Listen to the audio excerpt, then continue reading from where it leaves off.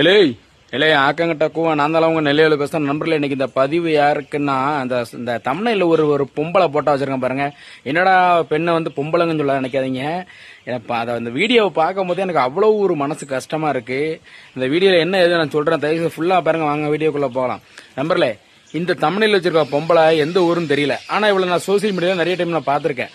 என்ன மேட்டர்னா, சாமி போட்டோவை, அம்மன் போட்டோலாம் இருக்குல்ல, சாமி போட்டோலாம் எடுத்து குப்பையில போட்ட மாதிரி கீழே தூக்கி வீசி காலால மிதிச்சு வாயில வராத வார்த்தையெல்லாம் அசிங்கமா கெட்ட கெட்ட வார்த்தையில சாமியா அப்படி பேசுறாங்க.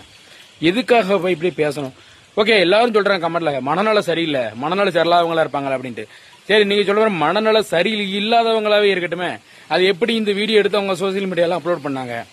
இவங்க வீடியோ 2-3 வீடியோ பாத்துருக்கேன். என்னன்னா, திருநங்கைகள் இருக்காங்கல்ல, திருநங்கை அக்கா மார அவங்க கிட்ட போயிட்டு இவங்க அசிங்கமா பேசிட்டு அண்டை போடுற வீடியோ எல்லாம் அப்லோட் பண்ணிருக்காங்க. அது ஒண்ணு.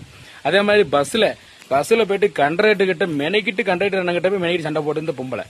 அப்ப இந்த பொம்பளைக்கு மனநல சரியில்லையா? நான் விஷயம் கேட்கறேன். சரி, மனநல சரியில்லைன்னு சொல்றாங்கல்ல, அப்ப கொண்டு ஹாஸ்பிட்டல கொண்டு ஏதாவது சேர்க்க வேண்டியதானே?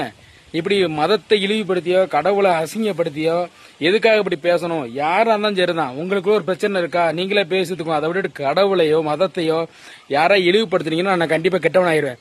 அது எந்த மதமா இருந்தாலும் சரி, எந்த தெய்வமா இருந்தாலும் சரி, யாரா இருந்தாலும் சரி, கடவுளை மதத்தை யாரும் இழிவுபடுத்தாதீங்க. மனுஷனுக்கு மனுஷன் பிரச்சனைனா மனுஷன் பேசுங்க. அதை விட்டுட்டு கடவுளை மதத்தையும் பத்தியா யாரும் பேசி தேவையில்லாத சில வேலைகளை பார்த்துக்கிட்டு அது ரொம்ப தப்பான விஷயம் அந்த பொம்பளையால பண்ணுது. அதனால சின்ன குழந்தைகள்லாம் சோசியல் மீடியால வீடியோ பாக்குது. சோசியல் மீடியால பார்க்கும்போது இந்த மாதிரி அசிங்கமா கெட்ட வார்த்தையில பேடு வேடு பேசும்போது அந்த பிள்ளைகளுக்கு கெட்டு போகுது. ஏற்கனவே சோசியல் மீடியா இன்ஸ்டாகிராம்லாம் பாத்தீங்கன்னா அது ஆபாச தளமாயிட்டு, சரியா? அது நல்ல தளம் கிடையாது. இன்ஸ்டாகிராம் வந்து மோசமான தளமாயிட்டு அதுல வந்து நிறைய தவறான வார்த்தைகளை பேசி தவறா பண்ணிட்டு இருக்காங்க, தப்பான விஷயங்கள் பண்ணிட்டு இருக்காங்க.